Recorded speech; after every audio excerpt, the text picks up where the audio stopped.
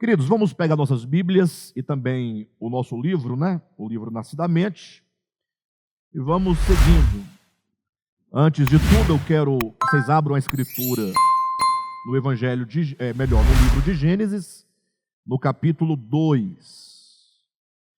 Nós vamos ler aqui então os versículos 7, 8, 9 e 10.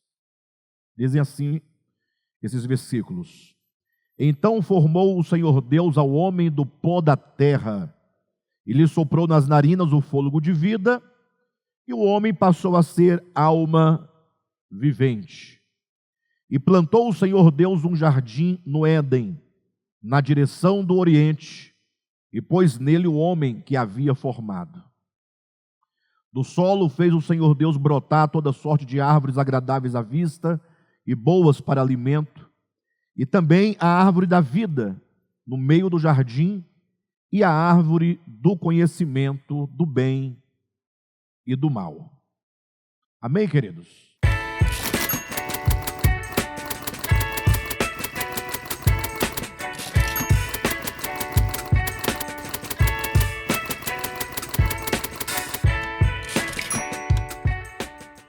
Bem, baseado nesses 4 versículos que nós vamos seguir hoje no nosso estudo, aqui do livro Nascidamente, a partir da página 64. Página 64 do nosso livro. Bem, queridos, vamos lá, né? Então, o que ocorre? Neste momento, a partir da leitura que começaremos hoje, aqui a partir abaixo das 3 estrelinhas, da página 64, nós vamos começar a trazer a elucidação do significado dos símbolos que compõem o cenário da criação do homem e o cenário da desintegração do homem em relação ao todo. Não é? Nós vamos verificar hoje, eu creio que a gente consegue chegar lá, mas assim, o que se costuma chamar tradicionalmente de a queda do homem, para que a ideia fique mais clara, nós vamos falar a desintegração do homem em relação ao todo, que é Deus. Ou seja, desintegração no sentido de que Deus, ele forma, ou melhor, a criação forma um todo em Deus. De maneira que a ideia é que o homem, enquanto uma parte, ele faz parte, ele integra esse todo. De modo que a existência humana só tem sentido, só ganha significado, só tem plenitude, se ele estiver em plena harmonia com o todo. Ou seja, é em Deus e no todo da criação que o homem ganha significado, que o homem ganha plenitude. Então, o homem não foi criado para ser um ser individual, no sentido da palavra, no sentido geral da palavra. O homem não foi criado para viver sozinho, isolado de Deus, isolado da criação. Então, nós vamos entender que o problema do pecado original do homem foi o fato de ele se entender superior a Deus e a toda a criação, em razão agora desse entendimento, desse falso entendimento que ele tem acerca de si mesmo. Então ele agora passa a viver separado do todo. E a desintegração do homem em relação ao todo. Ok, pessoal? E é nesse sentido que nós vamos então compreender os símbolos que envolvem o cenário dessa desintegração do homem, ou que seja, se você desejar, a queda do homem. Ok? A queda não no sentido de um patamar para um mais baixo, mas queda no sentido de ele se perder quanto ao seu destino, quanto ao seu significado. Tá bom? Bem, então vamos começar a fazer a leitura do livro. Na medida que nós vamos lendo, nós vamos então elucidando essas questões que são extremamente importantes. Página 64, acompanhe-nos aí. A correta compreensão do capítulo 3 de Gênesis. Aí você dá uma pausa aí na leitura, se você voltar aqui algumas páginas atrás, na página 59, Pode voltar à página do seu livro. E na página 59, abaixo das 3 estrelinhas, começa assim, olha: todo o desentendimento acerca do pecado original começa pelo sofisma de que Deus teria ameaçado o homem de morte. Então veja que nós anteriormente falamos do desentendimento, da desinformação, da falta de compreensão. Nós apresentamos alguns quadros que a teologia dogmática vai interpretando, né?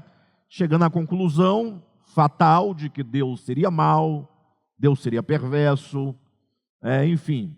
E agora nós chegamos, portanto, na página 64, sobre a correta compreensão.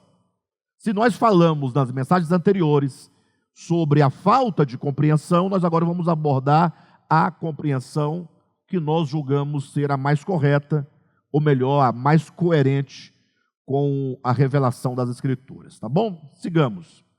A correta compreensão do capítulo 3 de Gênesis depende de uma clara elucidação dos símbolos que o compõem.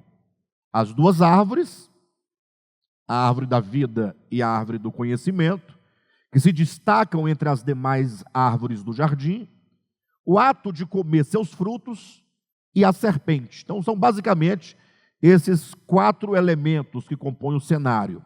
Nós temos a árvore da vida, nós temos a árvore do conhecimento, ambas no meio do jardim. Nós temos o ato de comer o fruto da árvore e temos então também a serpente. São 4 símbolos. Então, quando nós lemos Gênesis, tem que pensar: a árvore da vida é um símbolo, a árvore do conhecimento do bem e do mal é outro símbolo, o comer do fruto é outro símbolo, não confundir a árvore do conhecimento com o ato de comer da árvore. São 2 coisas. A árvore do conhecimento é um símbolo, a árvore da vida é outro símbolo, a árvore, o ato de comer do fruto da árvore do conhecimento ou da árvore da vida é um outro símbolo, e a serpente também é um símbolo. Então são 4 símbolos principais que precisam de ser discernidos, ok? Então, seguindo na leitura, nós encontramos: essas coisas são alegóricas, ou seja, a árvore da vida é uma alegoria, a árvore do conhecimento do bem e do mal é uma alegoria, o comer do fruto da árvore do conhecimento é uma alegoria, e a serpente é também uma alegoria. E nesse ponto, queridos, é importante nós explicarmos algo para vocês, porque existem diversos modos de você ler um livro, que seja da Bíblia ou qualquer outro livro de natureza literária, né? Você pode ler o livro literalmente falando, tomando as palavras com um significado literal, ou você pode fazer uma leitura simbólica, uma leitura alegórica do texto, em que as palavras não terão um sentido denotativo, mas terão um sentido figurado, um sentido simbólico da coisa.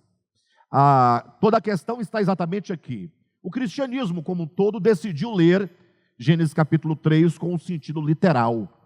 Ou seja, eles tomam Gênesis 3, e aí eles, ao lerem ali o capítulo 3, eles entendem: Deus criou o homem, Deus colocou o homem dentro de um jardim, tanto é que existem arqueólogos, historiadores, que até hoje tentam apontar o lugar geográfico específico de onde estava o jardim.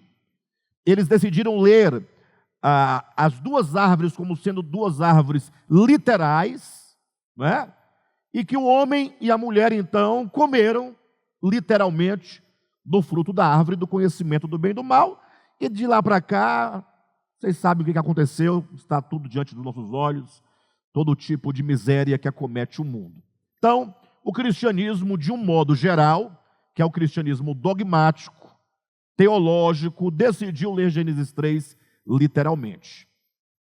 Só que nós, do DEVAP, falamos: não, nós não podemos ler literalmente, nós temos que ler simbolicamente. E aí se instaura uma guerra. Por quê? Porque vão nos acusar. Não, a Bíblia tem que ser lida literalmente. Existe um método de leitura da Bíblia, um método hermenêutico, que a teologia convencional chama e julga de ser o ideal. Ele é chamado método histórico-gramatical. O que diz esse método histórico-gramatical de leitura da Bíblia? Diz assim, olha, você deve ler a Bíblia sempre no sentido literal. Somente quando, num caso, numa exceção, um caso raro, ocorrer de não for possível de entender o texto literalmente, aí você pode aplicar a alegoria, você pode aplicar o simbolismo. Mas aí nós temos que decidir, o texto de Gênesis 3 é um texto literal ou é um texto simbólico?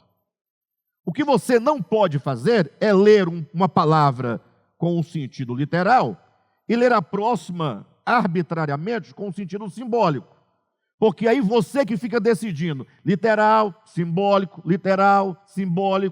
e quando isso acontece, você, leitor, você, estudioso, se torna o dono da verdade, você manipula o texto como você bem pretende fazê-lo. E nós temos uma profunda responsabilidade de ler a Escritura e lê-la não conforme eu quero que seja, mas conforme o texto propõe que ele seja lido. Aí vocês podem me perguntar, Alexandre, como devemos então ler o texto de Gênesis 3? Literal ou simbolicamente? Então vamos perguntar para o texto. Ele vai nos dizer, ele vai nos ensinar se nós vamos lê-lo todo no sentido simbólico ou se vamos lê-lo todo no sentido literal.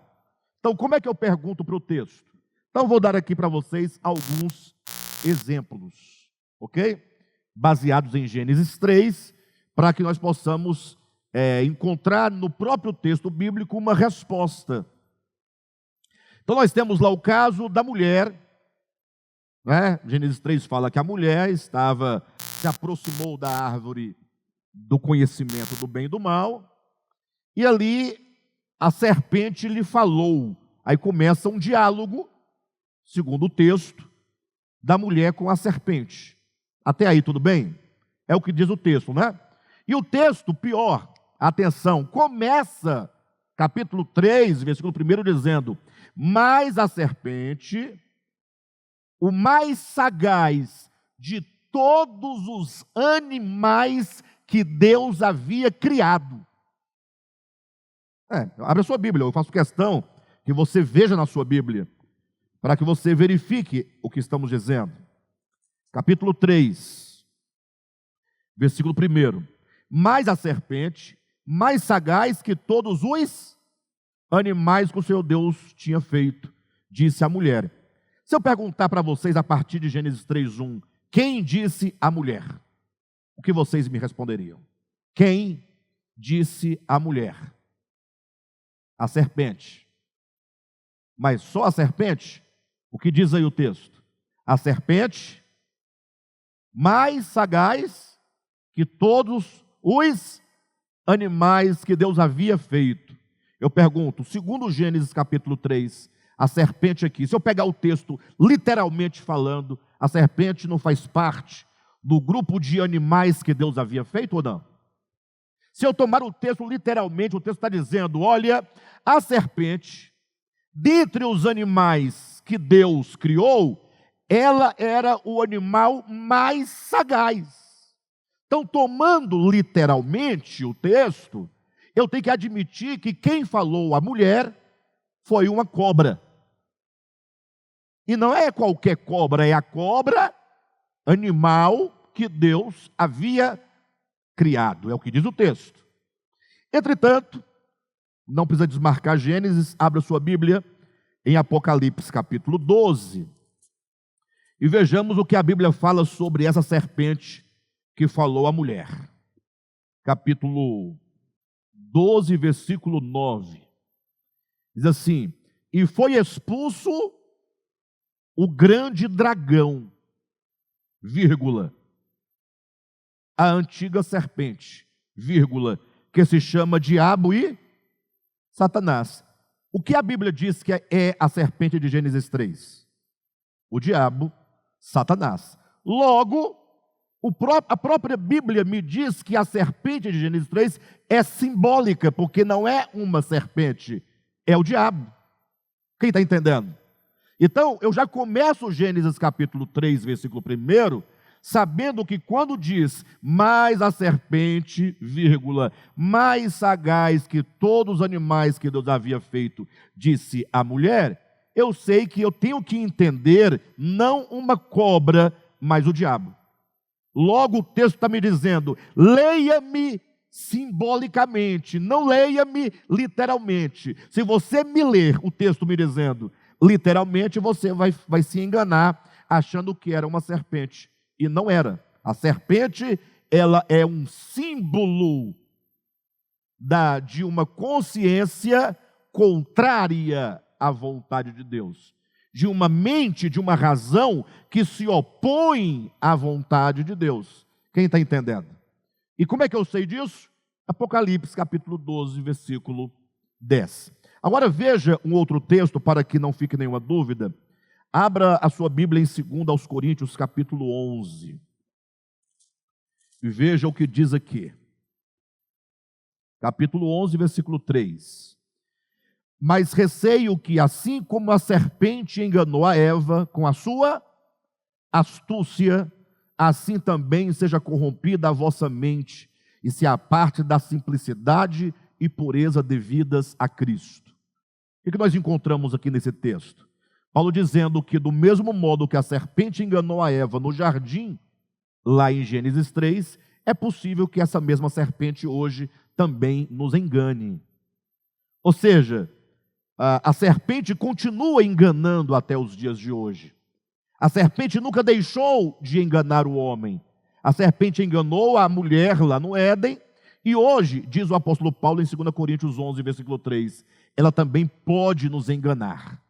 Logo, você não vai sair por aí esperando que uma cobra lhe apareça, né, e tente te enganar, conforme o registro literal de Gênesis 3. Você não vai esperar que você vá ao Jardim Zoológico amanhã, no feriado do dia 7 de setembro, e quando você parar de passar lá no covil das serpentes, você achar que a serpente vai falar com você para te enganar. Não é possível isso. Então, logo, Gênesis capítulo 3, quando começa ali, falando da serpente, a própria Escritura diz, você deve entender a serpente de modo simbólico. Quem está entendendo? Este é o primeiro ponto a favor da leitura simbólica de Gênesis 3. Vamos a um outro ponto. Em Gênesis capítulo 2, nós acabamos de ler agora o texto, fala que Deus plantou a árvore da vida no meio do jardim. E diz que, comendo o homem da árvore da vida, o homem viveria eternamente. Para o homem ter vida, ele tinha que comer do fruto da árvore da vida. Logo, como o texto diz isso, eu tenho o primeiro indicativo de que o texto deve ser lido simbolicamente por causa da serpente. Só que agora eu tenho a árvore da vida, eu falo, eu devo continuar lendo o texto simbolicamente ou pensar que é uma árvore? Bem, para resolver isso, eu pergunto, o que aconteceria se o homem comesse do fruto da árvore da vida? Viveria eternamente. Aí eu preciso chegar no Novo Testamento, chegar em João capítulo 15, quando Jesus claramente diz, eu sou a videira verdadeira. Jesus se compara a uma árvore, a uma videira. Logo, quem lê João capítulo 15 sabe muito bem que ali a videira não é uma videira, não é uma árvore, mas é um símbolo de Cristo. Cristo se apresenta como uma videira. Agora, se lá em Gênesis, comer do fruto da árvore da vida daria vida ao homem, veja o que Jesus também fala em João capítulo 6. Ele diz, eu sou o pão da vida. Aquele que come o pão da vida, esse viverá eternamente. Percebe que só mudaram aqui os símbolos? Lá em Gênesis 3, o fruto da árvore da vida, uma vez comido, traz vida ao homem. Agora Cristo diz, e eu sou o pão. Se vocês comerem o pão da vida, e todos sabem que o pão aqui é uma metáfora, é um símbolo, mas quem come desse pão, quem se alimenta desse pão, tem a vida eterna. Logo, a partir desses indícios, eu entendo que a árvore da vida também é um símbolo. A serpente é um símbolo, a árvore da vida é um símbolo, porque a Escritura me permite, e não somente me permite, mas ela me conduz à compreensão de que Gênesis 3 deve ser lido simbolicamente. Logo, se a serpente é simbólica, se a árvore da vida é simbólica, então a árvore do conhecimento também deve ser simbólica. E o comer do fruto da árvore do conhecimento também deve ser simbólico. Não é? De modo, então, que a partir desses dados, nós agora vamos ler no nosso livro Nascidamente, para nós podermos encontrar, então, qual é o significado de cada um desses elementos. Ok, pessoal? Creio que deu para dar uma esclarecida, né? O porquê que nós, o DEVAP, lemos Gênesis 3 simbolicamente. Tá bom? Então, lendo aqui o texto, página 64, vamos ler então. A correta compreensão do capítulo 3 de Gênesis depende de uma clara elucidação dos símbolos que o compõem. As duas árvores, que é a árvore da vida e a árvore do conhecimento do bem e do mal, que se destacam entre as demais do jardim, o ato de comer seus frutos e a serpente. Essas coisas são alegóricas. Quando essas coisas são interpretadas literalmente, impedem o leitor de perceber a verdade que se oculta nos invólucros dos signos. Ou seja, a árvore da vida é um signo, a árvore do conhecimento é um signo, a serpente é um signo, o comer da árvore do conhecimento é um signo, não é? É um símbolo. O que é um símbolo, necessariamente falando? Um símbolo, nós vamos ter aí a palavra símbolo, o S, o I, e o M significa aí duas coisas concomitantes. Para ter um símbolo tem que ter duas coisas. Tem que ter o representado, a coisa representada, e tem que ter a figura que o representa. Então, um exemplo prático que eu costumo dar aqui nas nossas aulas é mais ou menos assim. Você vai, né, está com o seu carro indo para o seu trabalho, pense comigo, tá, pessoal? E aí você vê no alto de um grande poste, lá o que nós chamamos de semáforo. Você vê o sinal. Aqui em Brasília a gente chama de sinal, né? Em outros lugares chama, aqui também fala semáforo também, mas no geral fala, o sinal vermelho, tal, o sinal está quebrado, o sinal está intermitente. Em outros lugares dão outros nomes. Mas ali você vê uma luz vermelha, uma luz verde, uma luz amarela. Ora a luz vermelha acende, ora a verde acende, ora a vermelha acende. Perfeito? Então você, como é um motorista, quando você vê uma luz vermelha, o que você pensa? Você está dirigindo o seu carro. Você pensa, olha, uma luz vermelha, é isso? Não, fala, opa, eu tenho que parar, porque agora os carros que vão passar no sentido contrário estão na preferência, estão na vez. Então você não lê uma luz vermelha, você lê pare. Quando a luz verde acende, você não fala, olha que coisa linda, uma luz vermelha, uma luz verde, o que você faz? Fala, agora eu posso seguir. Estando você indo na direção e a luz amarela acende, você não fala, olha uma luz amarela, você fala o quê? Opa, atenção, preciso reduzir a velocidade, porque o sinal vermelho agora vai acender, eu não posso passar. E você então vai frear no seu carro e você para por ali mesmo. Perfeito? Por quê? Porque ali nós temos um sinal, um símbolo. Ou seja, a luz verde significa uma realidade. Significa uma mensagem. Imagina só uma pessoa pega um carro, vai dirigir e não sabe ler o significado daquelas luzes.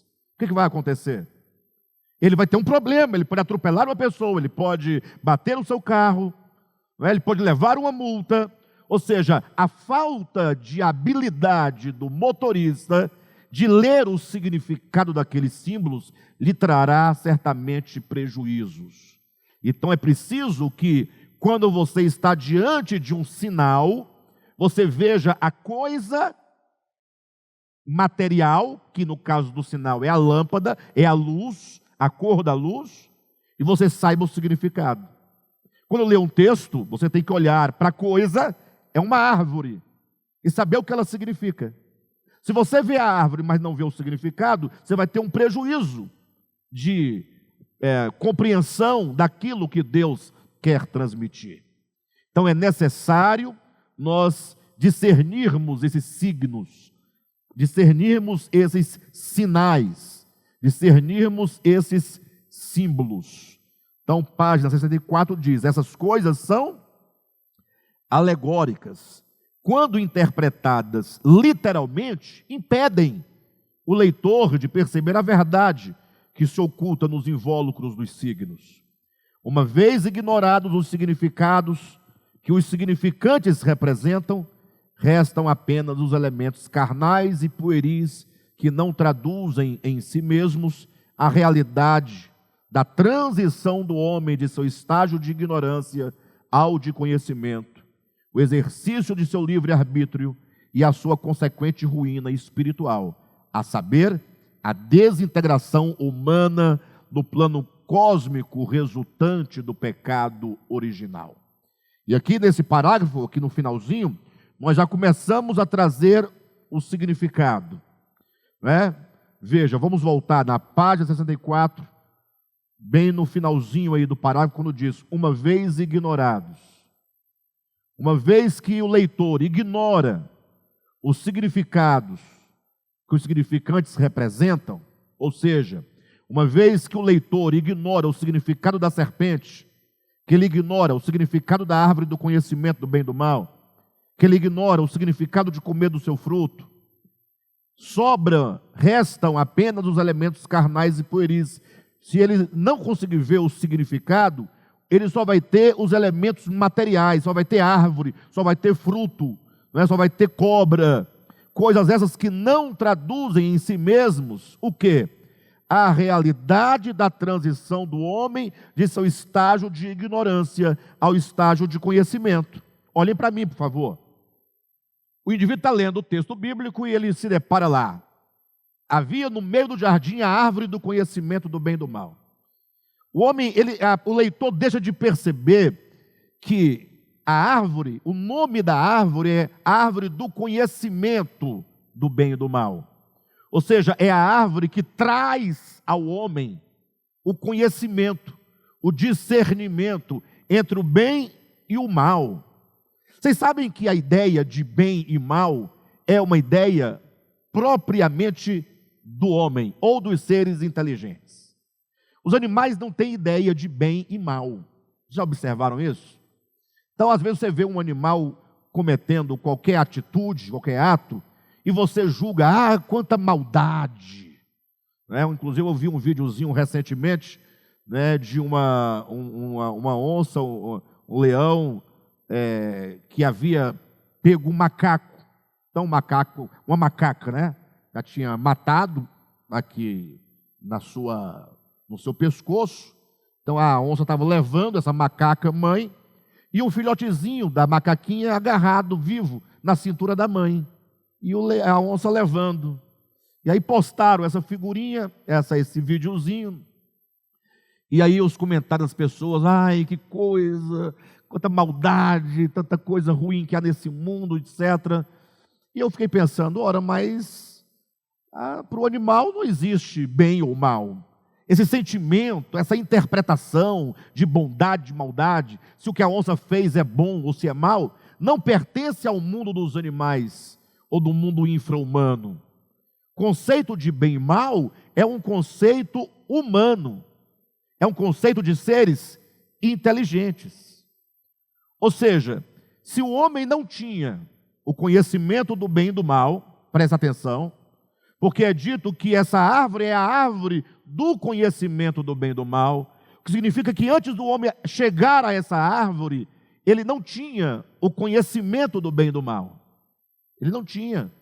Ora, e se ele não tinha essa ideia de bem e de mal, como era então o homem nesse estágio ainda involutivo? Ora, ele era como eram os animais. Ah, mas isso é uma coisa terrível falar isso, porque logo vão falar, o Alexandre agora está pregando que o homem era um animal. Não, eu não disse que o homem era um animal. O homem foi criado homem. Deus criou o homem, homem. Deus não criou o homem animal que se transformou em homem. Deus criou o homem, homem.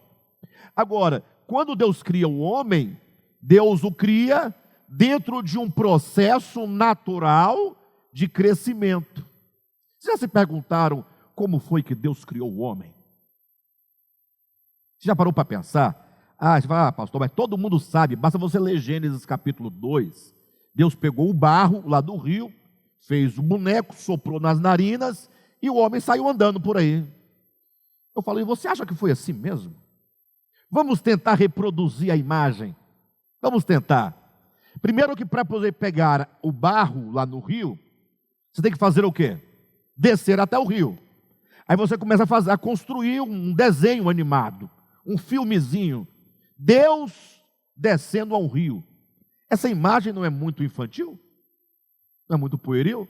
Deus se agachando e pegando o barro, Deus amassando o barro com as mãos, e Deus agora fazendo os bracinhos, moldando, igual a criança lá no jardim de infância, fazendo os dedinhos, o buraquinho do nariz, né? A boquinha, né? Aí você fica imaginando, aí daqui a pouco você vê lá um boneco, né, todo de barro. Deus olha, fala, está faltando uma coisa, tem que ter vida. Aí Deus indo lá no narizinho do barro e soprando.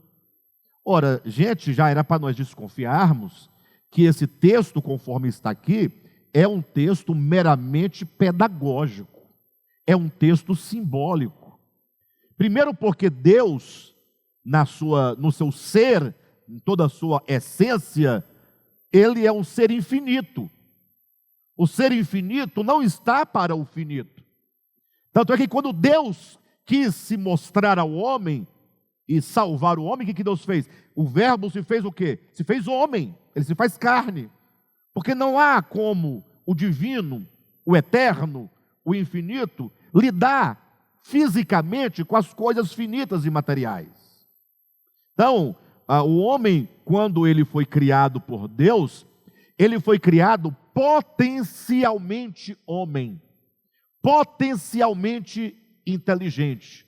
Vamos, a partir de agora, usar a expressão inteligente em potencial e inteligente em atualidade. Gravem essas duas ideias, tá bom? Inteligência em potencial, inteligência em atualidade. O que significa isso?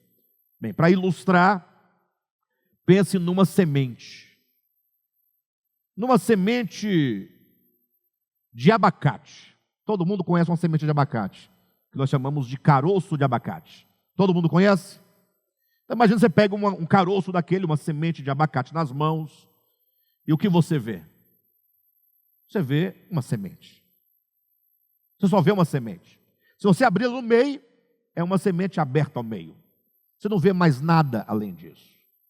Só que, potencialmente, essa semente possui tudo o que um abacateiro possui. Onde estão as folhas do abacateiro que virá? Estão aqui dentro. Onde estão as cascas do caule? Estão aqui dentro. E as flores? Estão aqui dentro.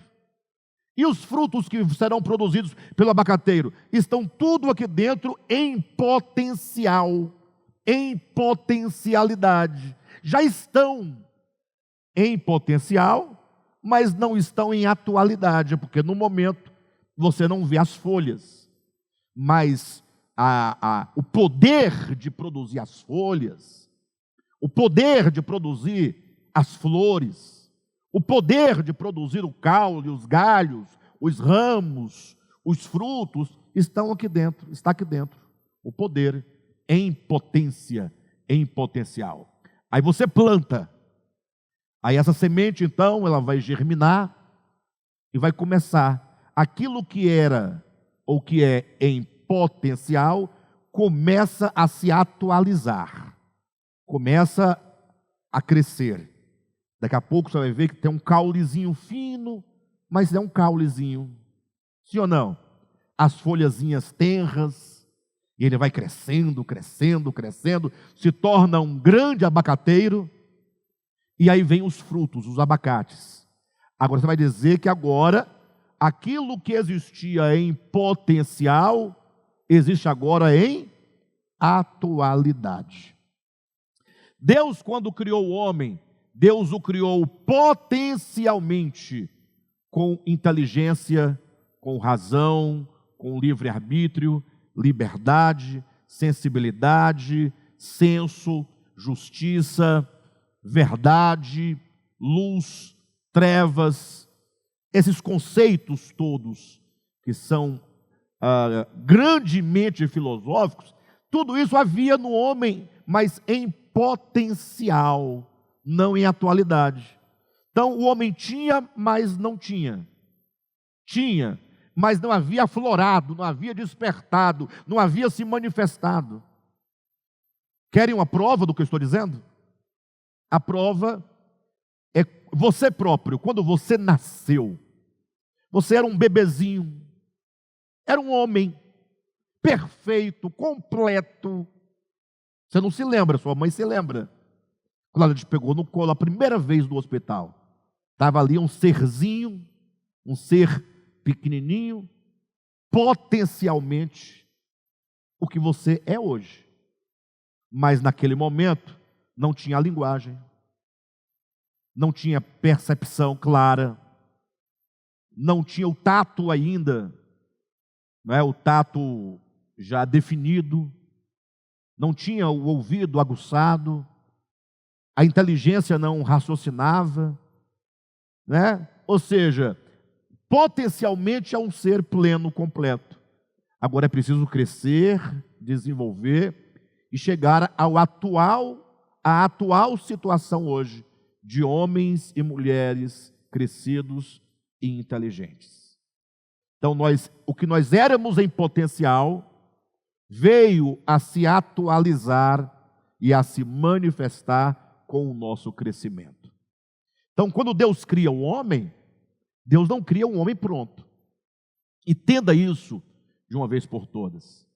É tão engraçado que as pessoas, quando pensam na criação do homem, eles pensam no homem pronto.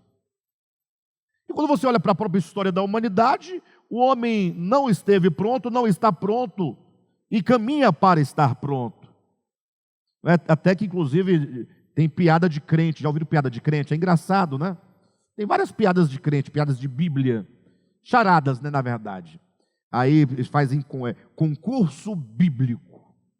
Aí ele fala assim: qual era o personagem bíblico que era analfabeto? O personagem bíblico que era analfabeto. Exemplo de charadas bíblicas. Quem sabe? Jacó. Vocês não vão rir da piada? Não, vocês não entenderam, né? Mas por que Jacó era analfabeto?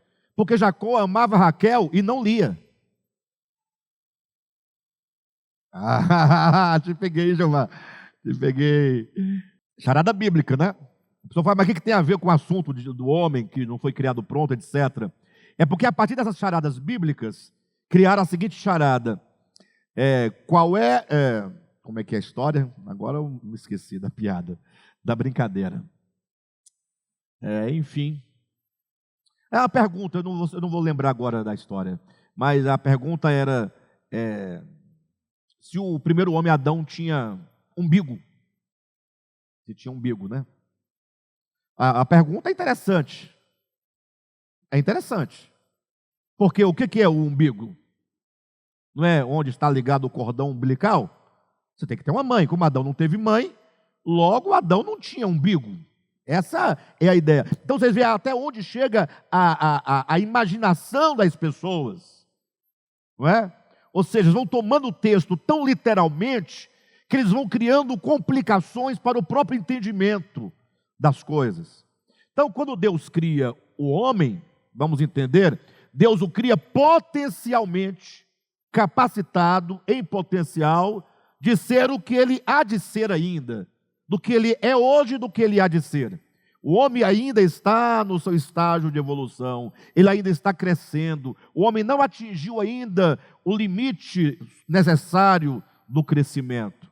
Basta você ler com clareza, quando Paulo vai explicar isso em Efésios, vai explicar isso em Romanos, dizendo que nós estamos sendo conformados à imagem do homem perfeito, que é o Cristo de Deus, e que esse Cristo de Deus é o varão perfeito.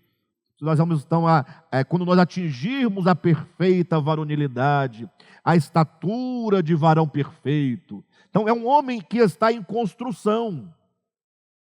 Perfeito? Então, nesse sentido, quando Deus quer mostrar para nós que o homem, criado por Ele, na sua trajetória da existência, em algum momento da sua existência, floresce nele a sua consciência. Em algum momento, a inteligência que estava em potencial, ela floresce, ela surge. Então, existe um momento da experiência humana que essa inteligência desponta, que o conhecer o bem e o mal aparece, que o homem começa, por ele amadurecer nas suas faculdades, ele começa a discernir entre bem e mal, ele passa a exercer o juízo sobre a questão da moral, da ética, da justiça, da injustiça, do que é bom, do que é mal, do que é o certo, do que é errado. E isso, esse momento de transição, quando o homem transita do período de ignorância para o período da consciência, esse momento é representado simbolicamente pela árvore do conhecimento do bem e do mal. A árvore representa esse estágio, essa transição. Agora, comer do seu fruto é outra coisa. A árvore em si mesma representa esse momento que floresce. Agora a questão é, uma vez que o homem tem as suas faculdades despertadas, o que o homem fará com suas faculdades? O que o homem fará com a árvore do conhecimento do bem e do mal? Essa é a grande questão que trabalha o livro de Gênesis. Perfeito? Então, seguindo na leitura, no finalzinho da página 64 diz assim: uma vez ignorados os significados que os significantes representam, restam apenas os elementos carnais e pueris que não traduzem em si mesmos a realidade de quê? Da transição do homem de seu estágio de ignorância ao de conhecimento, o exercício do seu livre-arbítrio e a sua consequente ruína espiritual, a saber, a desintegração humana do plano cósmico resultante do pecado original. A humanidade, conforme criada originalmente, era apenas potencialmente inteligente. À semelhança de uma semente, o homem possuía o germe do intelecto, que somente mais tarde haveria de germinar, a fim de torná-lo um ser racional em atualidade. Então, discernir essa questão de potencialidade e atualidade é importante para ninguém nos acusar de heresia. Assim como são todas as coisas da natureza, que surgem primeiro na forma embrionária, para depois desenvolverem-se e chegarem ao estágio de plenitude, assim também o homem desenvolve-se do germe da inteligência em potencial para a frutificação da razão em atualidade. Então, esse primeiro argumento, essa primeira fundamentação, essa compreensão, Gênesis 3 nos fala da transição do homem, de um estágio de treva. Entenda, treva não enquanto pecado, treva enquanto ausência de luz. Entenda luz como inteligência, como conhecimento, não é? Quando você aprende algo, fala assim, puxa, a luz brilhou no meu entendimento, né? Então, entenda que Gênesis 3 está falando do homem num período de treva, de ignorância, de não conhecimento do bem e do mal, de não discernimento. Um homem que, embora homem criado por Deus, mas tinha as suas faculdades de razão, de inteligência, apenas em estado ou em estágio embrionário. E que então esse homem, ele vai avançando, em um dado momento ele transita para um segundo estágio, o estágio da inteligência, o estágio da razão, o estágio da luz, o estágio do discernimento do bem e do mal. Perfeito, pessoal, até aqui? Então, uma vez compreendido, vamos seguindo na nossa leitura. Página 65, no último parágrafo. A árvore do conhecimento do bem e do mal, propriamente dita, representa, a árvore do conhecimento do bem e do mal, representa no âmbito da experiência humana, o momento histórico em que o homem transita do estágio de inconsciência para a fase da consciência de si mesmo, da consciência do mundo ao seu redor e de Deus. É o momento que o homem se encontra, ele se entende como homem. Não que ele não fosse, ele sempre foi, potencialmente. Mas num dado momento ele conhece o seu eu, o seu interior, a subjetividade, coisa que é própria somente dos seres inteligentes, dos seres humanos. E consegue ver o outro, que não sou eu, o outro, o mundo ao meu redor. Esse homem que agora passa a interpretar o mundo. Esse homem agora que tem consciência de que há Deus, de que há Deus. Porque até para ser ateu, você tem que ter a consciência de Deus. Você não pode negar o que você não tem consciência. Você tem que ter consciência de que há Deus e, portanto, eu nego a Deus. O ateu diz, não, mas Deus não existe, eu não estou negando nada. Mas não, você está negando a ideia. E essa ideia de Deus é própria do homem. Animal não tem ideia de Deus.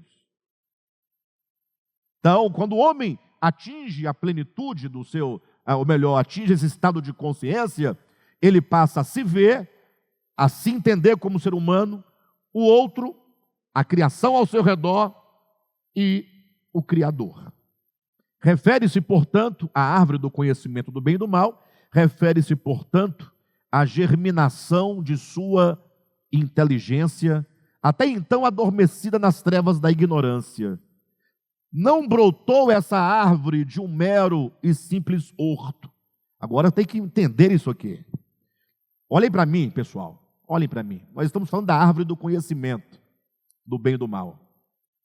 De uma árvore simbólica. Aí nós estamos dizendo, essa árvore representa esse momento de transição, que o homem sai da ignorância para a luz, das trevas para a luz, da ignorância para a inteligência. Aí vem essa frase aqui, belíssima. Não brotou essa árvore. Veja que a árvore está aí em itálico. Não brotou essa árvore de um mero e simples horto. Horto quer dizer jardim, tá? Mas despontou do mais profundo ser do homem, no jardim de sua alma, a planta orgânica que gera as faculdades intelectuais, memória, imaginação, juízo, abstração e concepção. Eis o homem na alvorada do conhecimento. Então, aquilo que hoje nós estamos dizendo, olha pessoal, brotou, nasceu dentro do homem, no jardim da sua alma, é que brotou essa árvore, que não é árvore, mas brotou o entendimento. Ou seja, imagine só, uma outra questão para a gente poder pensar, as pessoas quando leem Gênesis, elas imaginam que Deus criou as árvores tudo prontas, tudo grandes, crescidas, né? Mas se você lê o texto de Gênesis, é muito claro. Deus ordena a terra, dizendo, produza árvores frutíferas de toda a espécie. Então, a potencialidade de ser árvores estava na terra. A terra produz. Mas essa terra tem que produzir dentro do processo natural de crescimento, certo ou não? Então, ocorre que tudo o que Deus faz é dentro desse processo orgânico. Nada aparece como uma mágica, um passe de mágica, uma varinha de condão que vai plim, plim, e foi aparecendo e aparecendo, o mundo surgiu dessa maneira. Não, acontece que essa árvore, ela representa o processo, a árvore do conhecimento do bem e do mal, é o conhecimento. A árvore é de quê? É do conhecimento. Você tem que falar árvore do conhecimento. Não é outra coisa. É o conhecimento. É a capacidade de conhecer. É a capacidade de discernir. É a inteligência humana que, como uma semente no homem, foi crescendo até que floresce, até que desperta, até que frutifica a sua inteligência humana. Por isso nós colocamos essa frase aqui, belíssima, esse sentido belíssimo, quando diz, lá no finalzinho do último parágrafo, diz assim: não brotou essa árvore de um mero e simples horto. Não brotou essa árvore de um mero e simples jardim. Brotou de onde então? Mas despontou do mais profundo ser do homem, no jardim de sua alma, a planta orgânica que gera as faculdades intelectuais, memória, imaginação, juízo, abstração, concepção. Eis o homem na alvorada do conhecimento. A partir desse momento que essas faculdades florescem dentro do homem, esse homem agora haverá de experimentar no eixo da sua existência uma série de despontamentos da sua inteligência. Por exemplo, nós temos o caso do desenvolvimento da linguagem, da fala, capacidade de o homem ter uma língua articulada de comunicação. Nós vamos encontrar o homem tendo depois a experiência de uma revolução agrícola, ou seja, o homem ele era um ser nômade, né? Então, quando o homem ele descobre que é possível plantar e colher e sobreviver do próprio solo, o homem descobre a agricultura. E aí o homem se torna um ser não mais nômade, ele não tem que ficar migrando em busca de animais, de uma fruta, de uma época, de um lugar. Ele se estabelece e se torna agora um ser sedentário, porque agora ele se estabelece. A agricultura foi, no eixo da evolução humana, uma grande revolução. Hoje é muito fácil, você vai ao supermercado, você compra tudo o que você quer, tudo empacotado. Então você não tem noção do que é uma revolução agrícola. Vocês não têm noção. Nós não temos noção. Por mais que você saiba, imagine que um homem em um dado tempo da sua história, ele aprendeu a cultivar, ele aprendeu as técnicas, e ele descobriu que ele não precisa ficar vagando em busca de uma coisa ou outra, ele pode criar a técnica da agricultura, plantar, colher e etc., descobrir as estações, os plantios. Esse homem também depois, posteriormente, teve uma grande experiência com a revolução da escrita. Imagine quando a humanidade descobriu a escrita. Tudo isso não são frutos da inteligência humana ou não? Nós temos a escrita, depois nós temos a construção dos grandes impérios, a construção civil. Os homens passaram a construir casas, pirâmides, edifícios. Temos a revolução, para chegar um pouco mais na frente, já a revolução industrial, já agora próximo de nós, porque antes os homens viviam em feudos, viviam da terra, viviam em fazendas. Agora o homem vai construir cidades, vão surgir as fábricas, as indústrias. Isso foi uma grande revolução, fruto do amadurecimento e o frutificar da inteligência humana. A revolução científica, a revolução tecnológica. E hoje nós estamos vivendo a revolução da inteligência artificial. Está todo mundo assustado com a inteligência artificial, sobretudo os crentes. Falam, pronto, agora acabou, agora o anticristo vem. De fato ele está vindo mesmo, está se manifestando pouco a pouco. Mas o fato é que a inteligência artificial, enquanto uma revolução da inteligência humana, não é? Vai se tornar tão corriqueira quanto a revolução industrial para nós. A história continua. Quem está entendendo? Então, é do ser do homem que essa inteligência aqui é representada. O momento do florescimento da inteligência é representado por essa árvore que cresce dentro dele, que se manifesta dentro dele. É esse momento da transição do homem que é representado por essa árvore. Por isso é dito claramente, eu quero repetir porque é muito bonito esse parágrafo. Página 65, voltando mais uma vez, lá no finalzinho.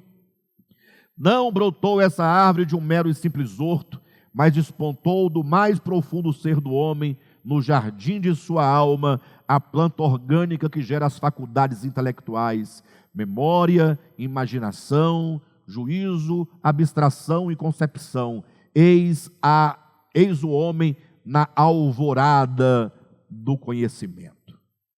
A árvore da vida, por sua vez, refere-se ao próprio Cristo, que habita no meio do jardim, no âmago do espírito humano.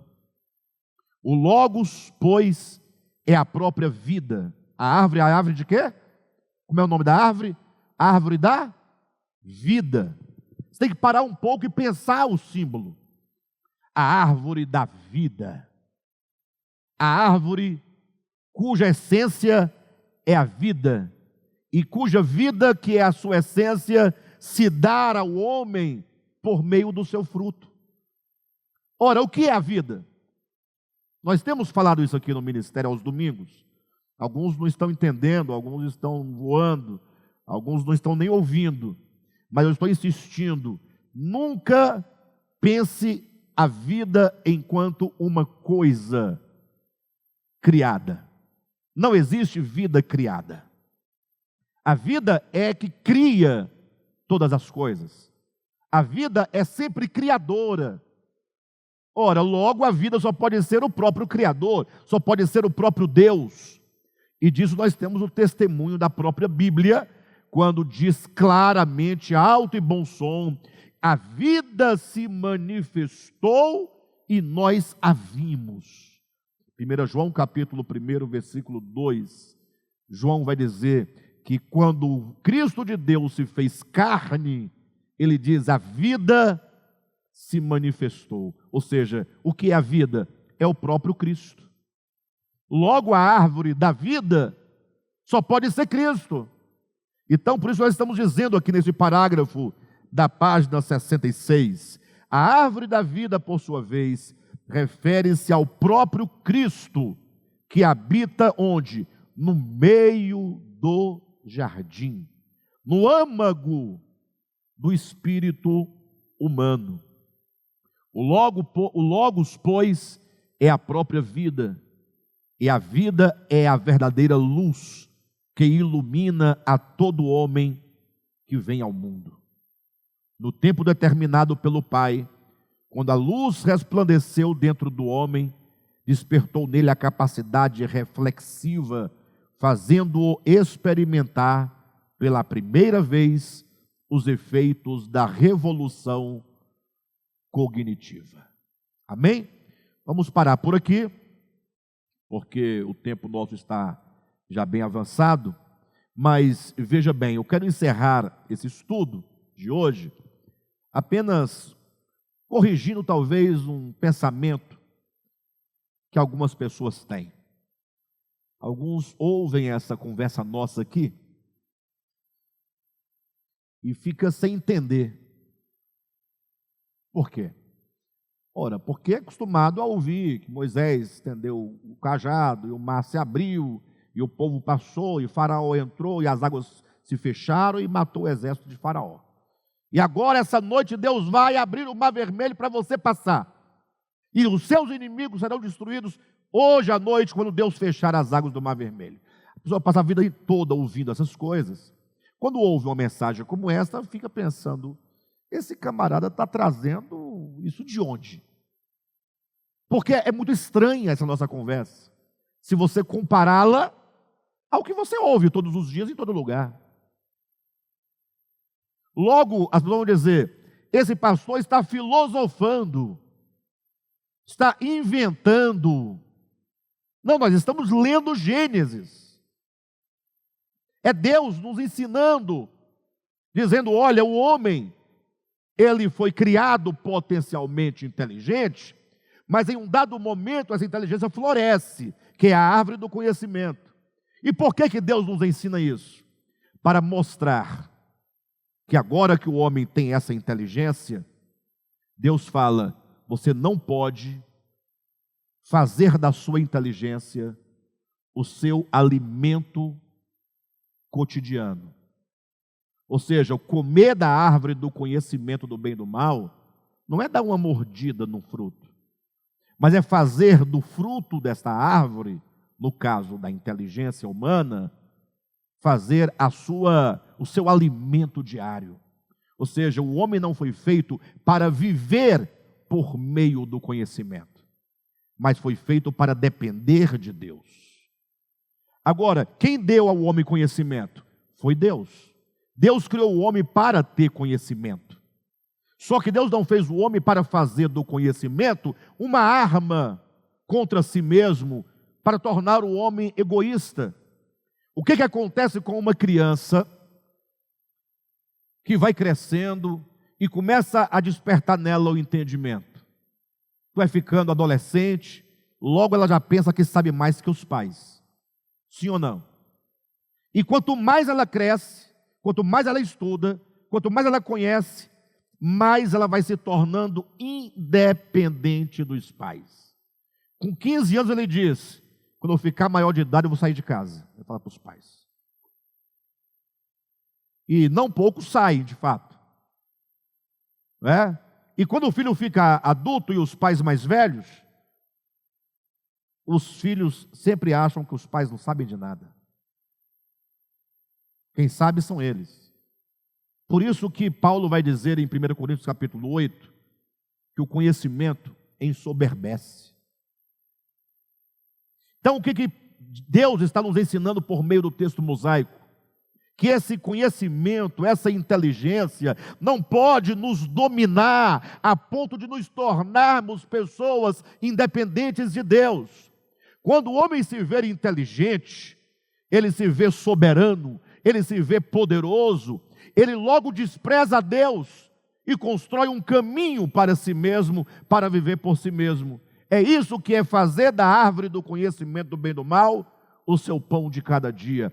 É isso que é comer da árvore do conhecimento do bem e do mal. É isso que é o pecado original. É o homem, porque tem conhecimento, é o homem, porque tem inteligência, se orgulhar desse conhecimento e afastar o seu coração do Senhor. Então o homem poderia muito bem ter essa inteligência aflorada, ter o conhecimento, mas não viver por meio do conhecimento, mas viver por meio da vida, comendo da árvore da vida, dependendo do Senhor. É o que está lá em João 15. Eu sou a videira, vós sois os ramos. Sem mim, vocês nada podem fazer. Então não tem nada de filosofia aqui. Eu sei que é uma coisa, uma linguagem um tanto mais rebuscada, mais difícil, mas o problema não está na linguagem nem na mensagem, está no atraso que nós tivemos, porque perdemos muito tempo ouvindo bobagens, ouvindo conversas que não trazem entendimento, ouvindo genealogias sem fim, ouvindo coisas que só criam discussão, que não edificam, que não nos elevam, que não nos ensinam a vida, que não nos ensinam a salvação. Então, o que nós estamos falando é exatamente o ensinamento bíblico. É diferente? É diferente. Se fosse igual, não precisava escrevermos um livro, não precisávamos estar aqui no DEVAP, bastava você procurar a igreja mais próxima da sua casa e ficar lá no badalo, né? Só. Então é por isso que é diferente mesmo. Mas se você ler a Escritura com atenção, abrir os ouvidos, pedir a Deus discernimento, você vai ver o quanto que a Bíblia é bela, o quanto que ela é maravilhosa quando compreendida à luz da revelação de Deus. Tá bom, pessoal?